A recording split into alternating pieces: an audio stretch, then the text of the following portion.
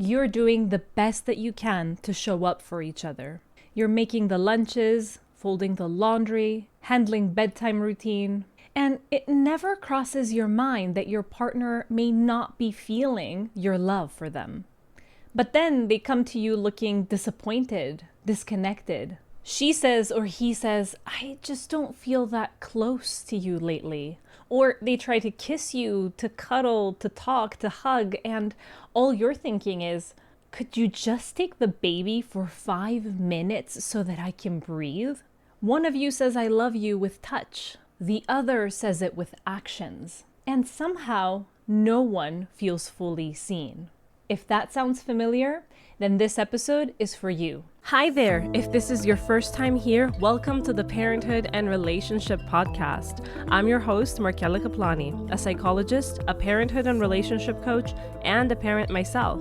Together, we explore the transformative journey of parenthood and its profound impact on our relationship with ourselves, our partners, and our children, so that we can be present and show up as we envision without having to do more. Let's get into today's episode. Welcome back to the Parenthood and Relationship Podcast, and welcome back to this series, part 2 of a 4-part series on love languages in parenthood. Last week in episode 52, we explored a surprising truth for many, that your love language can actually change.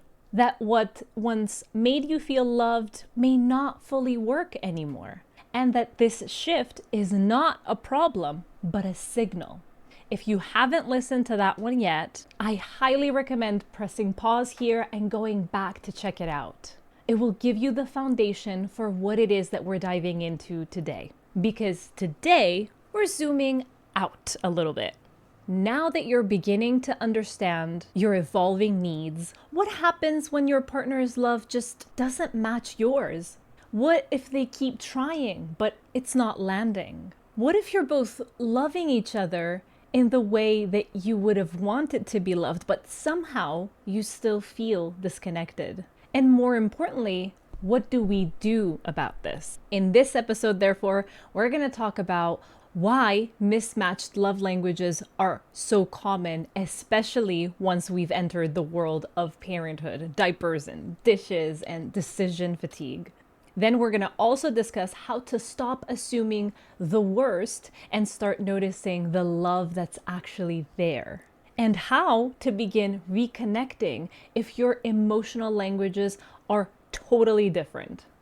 Meanwhile, I've also created a journaling prompt that can help you reflect on all of what we discussed today, what you need, how your partner may be trying to love you already, and you can find that in your inbox this week if you sign up to my newsletter at markellakaplani.com. So if you've ever found yourself asking, why can't they just get it? Or why does it feel like we're trying, but we're still not connecting? Then stay with me. This might be the episode that helps everything click. So let's discuss why this mismatch once we become parents. Before kids, many couples have the space to decode one another's emotional needs and love language, even if they don't take a quiz. You had time to notice the little things, to talk, to connect. If one of you needed affection or words of affirmation or quality time, it was easier to make that happen, or even just to recognize what the other person was doing. But once we're in the thick of parenting, once you've gotten into that, your emotional bandwidth shrinks. Needs become louder, and the ability to guess what your partner is feeling is almost non-existent. Not because you've lost your will or you don't have empathy, but because parenthood magnifies our emotional needs and dramatically reduces our capacity for decoding unspoken cues. You start giving love the way that you want to receive it because that's the easiest and most intuitive thing to do. But what if your partner needs something completely different? It is like handing them a love letter written in a language that they don't speak. Let me give you a simple example. Let's say that one parent wakes up early every morning to make breakfast. They clean the kitchen, they prep lunches, they fold the laundry, they clean everything up. To them, that's love. That is, I'm showing up for us. I am carrying my weight. I'm helping out with everyone. But the other partner might actually be feeling invisible. What they long for may not be this type of help. It may be to hear, "You're doing such a good job. I see how much you're holding." So now both people are trying, but neither of them feels truly appreciated. And that gap doesn't just feel disappointing, it feels lonely. It can even feel resentful. Like, why don't they see all the things that I'm doing? Why don't they reciprocate? Or how are they still not giving me what I asked for 100 times? And just to be clear, this isn't about selfishness. It's about emotional survival. When we're overwhelmed, we default to what we know. We reach for something that makes sense to us. And so without realizing it, we forget that the person we love the most might need something completely different in order to feel safe and seen and loved and emotionally connected. This is where the drift begins. But it's also where the bridge can be built. Because when we notice the mismatch, not with blame, but with curiosity, we can begin to reconnect. So, how do we know if we actually, my partner and I, have gone to the point where we're emotionally out of sync? What does this mismatch of love languages look like or feel like in real life? Sometimes it's obvious. There are arguments, tension, hurt feelings, but more often, unfortunately, it's subtle. It's that low-grade disconnection that creeps in without either of us fully realizing it. Here are a couple of signs or a few signs that you can use. You are both trying, but neither of you is feeling appreciated. You're each doing what you think shows that you care. You clean, or you text, or you help, or you touch, but it's not landing. You both end the day feeling like you gave so much, and still you don't get a sense that your partner got what they needed. You say, "I love you" in one way, and your partner says, "It's like you don't care at all." There's this ache of being misunderstood, like you're both speaking, but no one is really hearing the other person. Another sign is that you start keeping score. You find yourself thinking, "I've done this. Why don't they notice?" Or "Why don't they do that?" Or it could be, "I made an effort and they still seem annoyed. What more do they want?" That quiet resentment builds not because you're unkind, you're ungrateful, or you're looking for the negatives, but because your efforts aren't being met with the same kind of acknowledgement that you crave. Another sign is that you feel a growing emotional distance, even though you might be functioning as a team. You're coordinating naps and schedules, groceries, school drop-offs, you're getting it all done. But there's a loneliness between you, a sense that something is missing, even if nothing is actually falling apart. So take a deep breath and ask yourself, have I felt like my love is being misunderstood lately? Have I been giving but not receiving in a way that truly lands for me? Or maybe, has my partner been trying to love me in their own way and I just haven't noticed because it doesn't speak my current language? These are tender questions, and asking them might feel like something is wrong with your relationship. But what I want to help you understand is that it just means that you're noticing where your wires might be getting crossed. That's just the first step of untangling them. Okay, so why does this happen? Why do so many couples find themselves out of emotional sync after becoming parents, even when they love each other deeply and are both trying? Let's start here.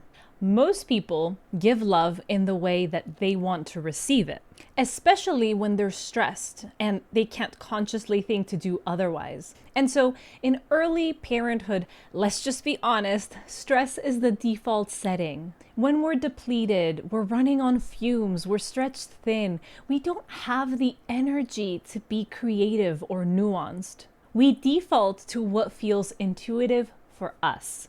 So, if your love language is acts of service, you might double down on doing things. If it's physical touch, you may reach out more, only to be met with withdrawal. And so that mismatch starts to feel personal, even though it's not. The second reason why this happens is that parenthood removes spontaneity and predictability, two ingredients that often support the natural flow of connection.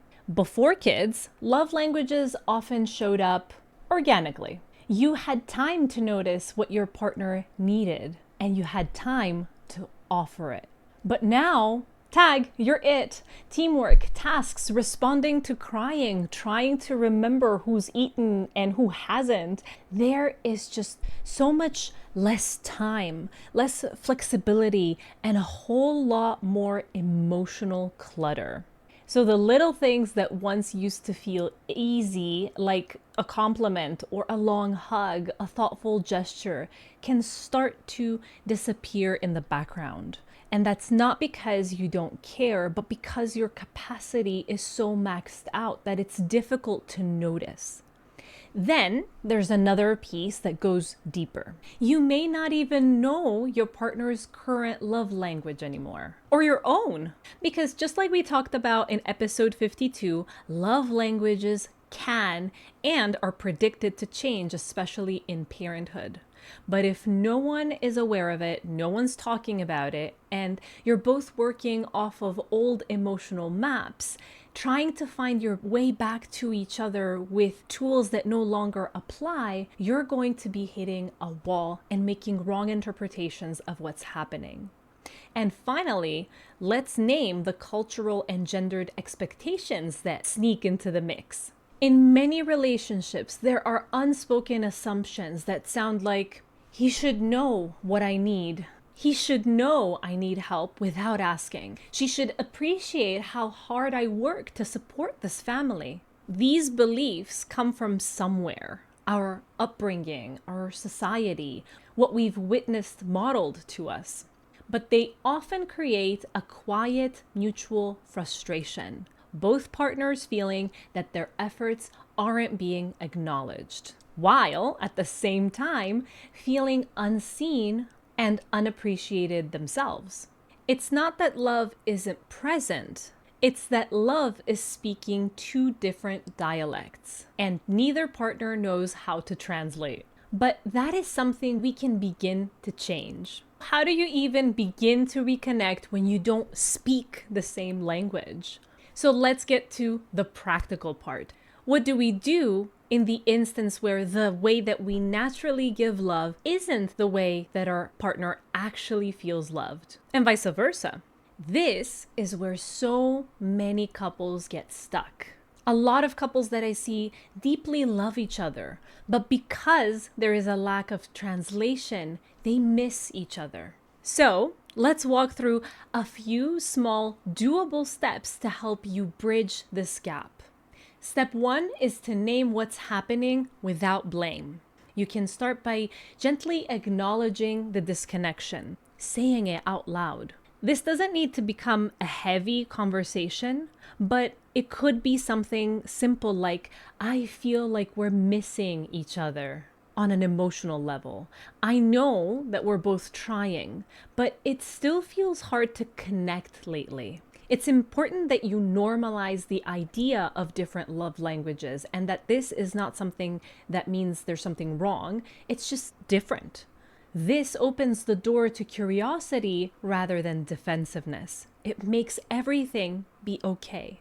Step 2 is to start a love language check-in. You know how much I love the check-ins. This can be just 5 minutes on a weekly basis, and it can become a ritual where you guys take a moment when neither of you is very exhausted or distracted, and you can ask questions like, what is something that I did this week that made you feel cared for? What is one small thing that I can do next week that would feel loving to you? Keep it simple, keep it consistent, but don't add pressure, just data gathering with love. Step 3 is to practice love translations. This one can be surprisingly powerful. Start noticing how your partner is already expressing love, even if it's not your preferred language. For example, if you need words of affirmation and your partner is showing love through acts of service like doing bedtime or making your tea, having your coffee ready in the morning, try to receive their love through their gesture. Even if it's not your native emotional language, it still carries meaning. And then gently, you can say, I really appreciate that you did that. It meant a lot. Would you mind also telling me when you notice something that I am doing well? I am coming to realize that I really need to hear it sometimes. So you're not just translating, you are also teaching. And then you can also use this information that you take from noticing your partner to understand what their love language is. So if that is how they're expressing their love to you, that is most probably the way that they want to receive love. So ask them. Step 4, don't wait to be understood. Connect first. Now, this one's really important because it is so easy to fall into a cycle of waiting for your partner to get it, to meet you halfway, to read your mind. But here's the truth. Sometimes we just need to go first. That's not abandoning our needs, but it is about showing up with intention while still asking for what we deserve. You can offer love and ask for it at the same time. I know this might feel uneasy. I know that if for a long time you feel unseen, it might feel like, no, I'm not going to be the one that goes first. But this isn't about abandoning your needs. This is about showing up with intention while still asking for what it is that you deserve. You can offer love and ask for it at the same time. And when both partners get in the game and begin doing this, even imperfectly, connection begins to build, to rebuild. If this conversation brought up something for you, like maybe a moment of, oh wow, we're totally speaking different languages now, or I am trying so hard, but they just don't see it. It feels unfair. Then I'd love to invite you to go deeper with me with a short, powerful journaling prompt that I've put together designed to help you spot the emotional disconnection without judgment. It will also help you get clearer on what it is that you've been craving while also making room for your partner's love, even if it's not necessarily showing up in the way that you expected. It's completely free and you'll get it straight to your inbox when you join my newsletter. Honestly, this is where the most reflective, high-value content lives, off the feed and in your hands. And don't forget that you can always send me your answers and we can communicate and talk about them.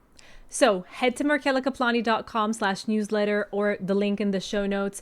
You don't need any more overwhelm, just a few minutes to come back to what matters.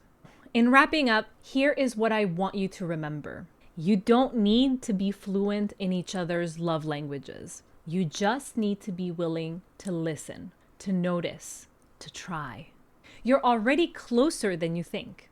And next week, we're going into something really special, relearning how to love and be loved as parents. We'll talk about building new rituals of connection, using love languages as tools and not labels, and what it takes to reconnect even after you have drifted apart. If this episode resonated with you, share it in your social media, share it with friends who might need it, and make sure to leave me an Apple podcast review. It means the world to me, and it also helps other parents find their way here to join our circle. Thank you for sticking around till the end. I hope to see you next week. And I hope that if you're doing the journal prompts, you will press reply and let me know how it's going for you. Really excited for next week's episode. Until then, take care, and I'll see you next Sunday. Bye-bye.